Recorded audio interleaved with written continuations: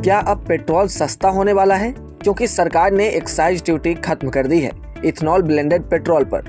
तो क्या इसके बाद पेट्रोल की कीमतों में भारी गिरावट देखने को मिलेगी और क्या इसका सीधा असर आम लोगों तक पहुंचेगा? सरकार ने ऐसा कदम क्यों उठाया, इसके पीछे असली वजह क्या है? एक्साइज ड्यूटी हटाए जाने का असर आम लोगों पर कैसा पड़ेगा? इससे दुनिया में किस तरह का एनर्जी ट्रांजिशन या ग्रीन फ्यूल रिवॉल्यूशन देखने को मिलेगा? और सबसे बड़ा सवाल यह कि इस फैसले से कौन कौन से सेक्टर्स या स्टॉक्स को फायदा मिलेगा। तो वीडियो में लास्ट तक बने रहिएगा क्योंकि हम कमाई का जरिया भी बताएंगे। सबसे पहले बात कर लेते हैं करंट सिनेरियो की। तो भारत की फ्यूल पॉलिसी में एक बार फिर बड़ा बदलाव देखने को मिला है। सरकार ने इथेनॉल मिश्रित पेट्रोल पर लगने वाली एक्साइज ड्यूटी को खत्म कर दिया है। वाहनों में पेट्रोल भरवाने वालों के लिए यह राहत भरी खबर है। महंगे होते फ्यूल के बीच सरकार का यह कदम ग्राहकों के लिए किसी तोहफे से कम नहीं माना जा रहा। इसका फायदा न सिर्फ आम उपभोक्ताओं को बल्कि किसानों को भी मिलने की उम्मीद है। दुनिया के तीसरे सबसे बड़े तेल आयातक और उपभोक्ता भारत ने अब 22% से 30% एथेनॉल मिश्रण वाले पेट्रोल पर एक्साइज ड्यूटी हटा दी है। यानी इस दायरे में आने वाले इथेनॉल ब्लेंडेड पेट्रोल पर अब कोई एक्साइज ड्यूटी नहीं लगेगी। यह फैसला सिर्फ एक टैक्स बदलाव नहीं माना जा रहा बल्कि इससे देश की ऊर्जा नीति में एक बड़े ट्रांजिशन के रूप में देखा जा रहा है।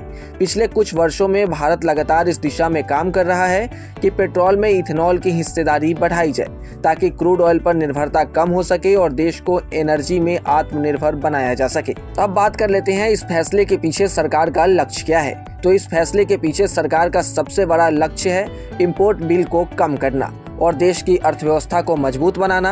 भारत हर साल अरबों डॉलर का कच्चा तेल आयात करता है जिससे विदेशी मुद्रा भंडार पर भारी दबाव पड़ता है।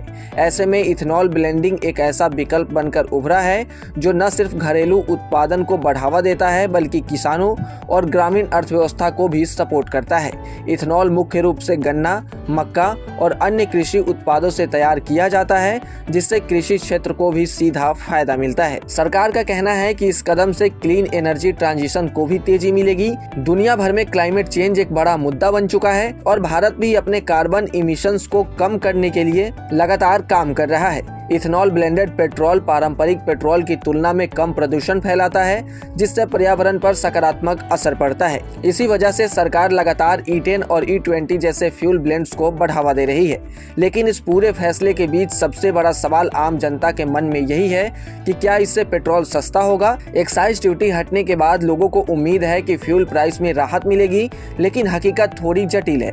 पेट्रोल की कीमतें सिर्फ टैक्स पर निर्भर नहीं करती बल्कि इसमें क्रूड ऑयल की अंतर्राष्ट्रीय कीमतें, रुपए की डॉलर के मुकाबले स्थिति और ऑयल मार्केटिंग कंपनीज की प्राइसिंग स्ट्रेटजी भी शामिल होती है। इसलिए यह जरूरी नहीं कि टैक्स में कटौती का सीधा फायदा उपभोक्ताओं तक पहुंचे, लेकिन संभव है कि कुछ लाभ आम ग्राहकों को मिलेगा।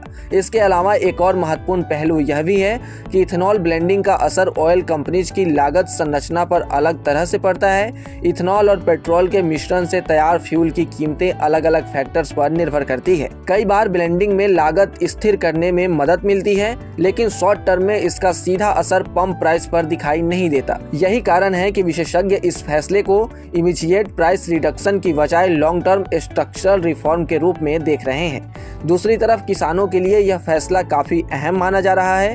भारत में बड़ी मात्रा में इथेनॉल का उत्पादन शुगर मिल्स और एग्रीकल्चरल वेस्ट इंडस्ट्रीज से होता है। जैसे जैसे इथेनॉल की डिमांड बढ़ती है वैसे वैसे गन्ना और मक्का उत्पादों को बेहतर कीमत मिलने की संभावना बढ़ जाती है।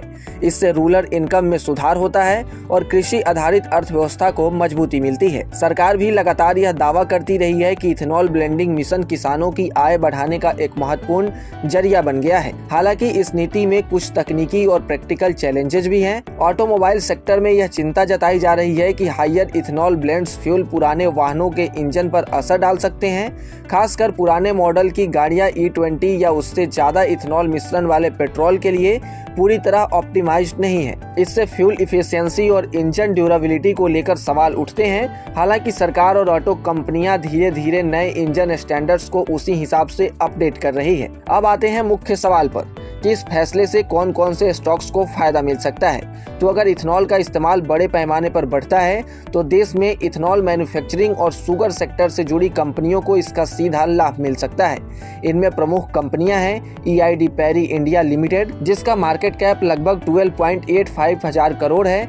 इसके अलावा बलरामपुर चीनी मिल्स, जिसका मार्केट कैप करीब 10.79 हजार करोड़ है। इसके बाद है त्रिवेणी इंजीनियरिंग एंड इंडस्ट्रीज लिमिटेड, जिसका मार्केट कैप करीब 6.46 थाउजेंड करोड़ है, और बनारी अम्मान शुगर लिमिटेड, जिसका मार्केट कैप लगभग 4.51 थाउजेंड करोड़ है। ये वैसी कंपनियां हैं जो इथेनॉल सेक्टर की बड़ी कंपनियां हैं और इसमें एक मौके बनते हुए दिख सकते हैं। अगर इथेनॉल ब्लेंडिंग और यूजेज आगे चलकर और तेजी से बढ़ता है तो इन कंपनियों में डिमांड और ग्रोथ दोनों देखने को मिल सकते हैं। इससे इन स्टॉक्स में मोमेंटम भी बन सकता है।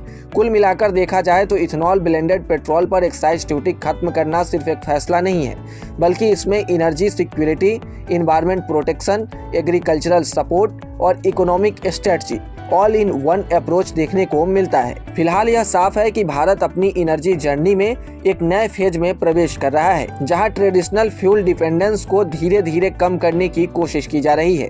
आने वाले महीनों में यह देखना दिलचस्प होगा कि इस नीति का रियल ग्राउंड इम्पैक्ट कितना देखने को मिलता है, कीमतों में कितनी गिरावट और किसानों की आमदनी में कितनी बढ़ोतरी हो पाती है। खैर, आपको क्या लगता है कमेंट सेक्शन में जरूर बताएं, और ऐसे ही तमाम अपडेट्स और शेयर मार्केट से जुड़ी तमाम जानकारी के लिए आप बने रहें गुड रिटर्न्स डिजिटल के साथ।